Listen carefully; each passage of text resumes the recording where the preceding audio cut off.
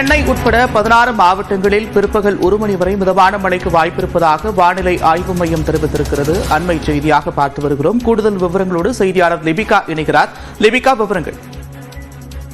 நந்தா, தமிழகத்தில் அடுத்த 3 மணி நேரத்திற்கு 16 மாவட்டங்களில் மழைக்கு வாய்ப்பிருப்பதாக சென்னை வானிலை ஆய்வு மையம் தகவல் தெரிவித்திருக்கின்றது.